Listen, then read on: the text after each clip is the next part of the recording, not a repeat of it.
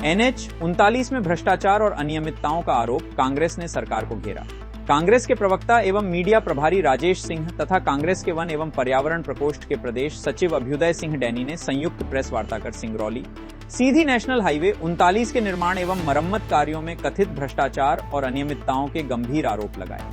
कांग्रेस नेताओं ने कहा कि वर्षों से सड़क निर्माण के नाम पर करोड़ों रुपए खर्च किए जा रहे हैं, लेकिन सड़क की स्थिति आज भी बदहाल बनी हुई है।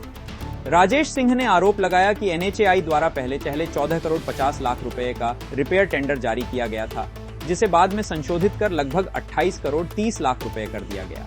उन्होंने कहा कि टेंडर की शर्तें इस प्रकार तैयार की गई हैं कि उसका लाभ एक विशेष कंपनी को मिल सके। उन्होंने दावा किया कि बैच मिक्स प्लांट की अनिवार्यता जैसी शर्तें केवल तिरुपति बिल्डकॉन को फायदा पहुंचाने के उद्देश्य से रखी गई। उन्होंने कहा कि पिछले 15-16 वर्षों में इस सड़क पर लगभग 16 से 1700 करोड़ रुपए खर्च किए जा चुके हैं, लेकिन सड़क की हालत जस की तस बनी हुई है। राजेश सिंह ने आरोप लगाया कि MPRDC के अधिकारियों और स्थानीय जनप्रतिनिधियों की मिलीभगत से यह सड़क भ्रष्टाचार का केंद्र बन गई है। वहीं अभ्युदय सिंह डैनी ने कहा कि यह सड़क पिछले 12-13 वर्षों से निर्माणाधीन है और इस दौरान कई कंपनियों को ठेका दिया गया, लेकिन इसके बावजूद सड़क पूरी नहीं हो सकी। उन्होंने तंज कसते हुए कहा कि हर वर्ष सिंगरौली महोत्सव पर करोड़ों रुपए खर्च किए जाते हैं, लेकिन क्षेत्र की सबसे बड़ी समस्या NH-39 की बदहाल स्थिति बनी हुई है। डैनी ने कहा कि जब तक सड़क का निर्माण सही तरीके से नहीं होता, तब तक विकास के दावे खोखले हैं। अभ्युदय सिंह डैनी ने आरोप लगाया कि NHAI को सड़क हस्तांतरित होने के बाद भी करोड़ों रुपए के रिपेयर टेंडर जारी किए जा रहे हैं, जिससे भ्रष्टाचार की आशंका और मजबूत होती है। उन्होंने कहा कि यदि तिरुपति बिल्डकॉन को एक ने ब्लैकलिस्ट किया है, लेकिन दूसरे की प्रक्रिया में वह अब भी पात्र है, तो ये केंद्र और राज्य सरकार के बीच समन्वय की कमी और प्रशासनिक खींचतान को दर्शाता है।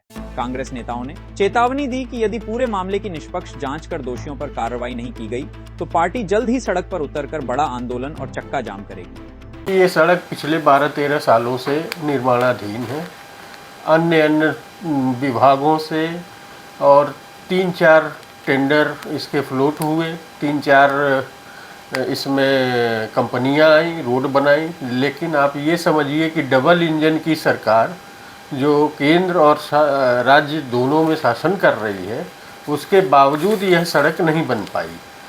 दूसरी चीज़, हम हर वर्ष सिंगरौली महोत्सव मनाते हैं, उसमें करोड़ों खर्च करते हैं। सिंगरौली महोत्सव में सबसे बड़ा प्रकरण अगर कोई देखा जाए तो इस रोड का है। इस रोड को बनाए बिना आप महोत्सव कैसे मना सकते हैं? तो जैसा राजेश जी ने बताया, ये सिर्फ भ्रष्टाचार का एक माध्यम बन गया है, और उस भ्रष्टाचार का माध्यम NH के ट्रांसफ़र होने के बावजूद 28 करोड़ का टेंडर निकाल के एकदम उसको साबित किया जा रहा है।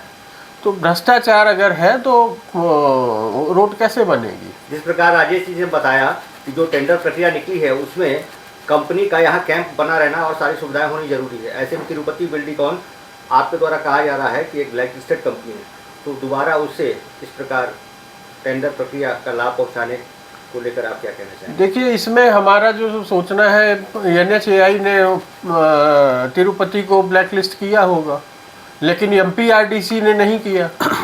तो टेंडर फ्लोट अगर हो रहा है और उसमें तिरुपति उसमें पार्टिसिपेट करने के लिए एलिजिबल है, तो इसका मतलब है कि राज्य सरकार और केंद्र सरकार दोनों के बीच में ही आपस में खींचातानी हो रही है।